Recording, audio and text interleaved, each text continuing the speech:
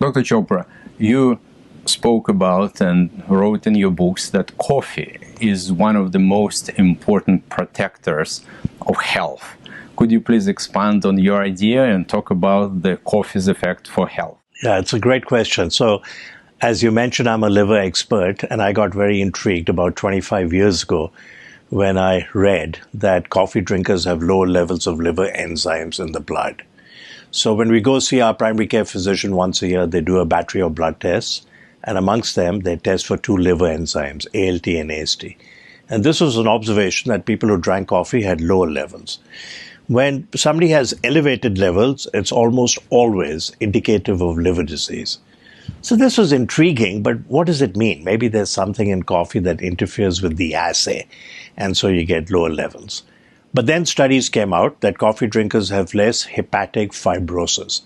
They have less scar tissue in the liver. If there's lots of scar tissue in the liver, totally distorting the liver architecture, with islands of liver cells totally surrounded by scar tissue, fibrosis, we call it cirrhosis. So coffee drinkers had lower levels of liver enzymes, they had less fibrosis. Then a study in gastroenterology that people who drank 2 cups of regular coffee a day had a 50% reduction in hospitalization and mortality from chronic liver disease. It turns out that primary liver cancer arising in the liver, is now the 3rd leading cause of cancer mortality in the world. And multiple studies and a meta-analysis have shown that people who drink 2 cups of regular coffee, 40% reduction in primary liver cancer mortality. So lower liver enzymes, less scarring, less fibrosis, less hospitalization, less mortality, less liver cancer. It turns out that coffee drinkers also have a lower risk of 4 other common cancers: metastatic prostate cancer, colon cancer, skin cancer, including malignant melanoma, very deadly skin cancer, and endometrial cancer. So 5 cancers, people who drink coffee have a low incidence. Low risk of Parkinson's disease, low risk of cognitive decline, early dementia, lower risk of type 2 diabetes. And for type 2 diabetes, one has to drink 6 cups of coffee, regular or decaf, and then there's a 40 to 54% reduction in risk of developing type 2 diabetes. If somebody already has type 2 diabetes and they drink 2 cups of coffee a day, regular or decaf, 30% reduction in cardiovascular mortality. So pretty impressive. There are mechanistic explanations. Coffee drinkers have lower levels of CRP, lower levels of TNF-alpha. Improves and reduces the inflammation. Yeah, and that may be the mechanism where it decreases many conditions, the risk of developing them, or even cancer, which we now know is linked with inflammation. C-reactive protein is a very sensitive indicator of inflammation. True, so true.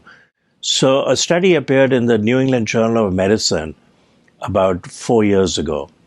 And that day, I got about 100 plus emails from colleagues around the country. Sanjeev, you've been talking about coffee all these years and its potential health benefits. You're vindicated. And the study in the New England Journal of Medicine that said men and women who drink coffee have lower total and cause-specific mortality.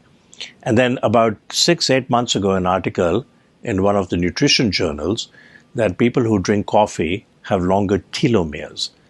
So telomeres were described by Elizabeth Blackburn, an Australian scientist. She got the Nobel Prize in Medicine or Physiology in 2009 with 2 other colleagues.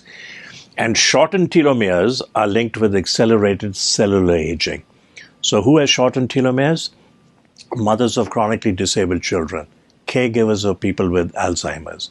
Who has longer telomeres? And by inference, they may live longer. We think they'll live longer. People who exercise, people on the Mediterranean diet, people who meditate, and then the recent study that people who drink coffee have longer telomeres. Does it matter which coffee to drink, how much coffee one should drink, and what is the frequency that the coffee should be used? So it's a great question. The studies have simply asked, do you drink coffee? Yes or no? If you drink, how many cups do you drink? And what is the size of the cup? And do you drink regular or decaf? My take on it is that if drink regular coffee if you can. It has more benefits than decaf. And don't add cream or sugar substitutes. I like to drink it black, make it simple. Then I don't have to worry about sugar and splendor and do I put milk and is the milk cold and it's going to make my coffee cold. So I drink black coffee. If somebody wants to sweeten it, add sugar.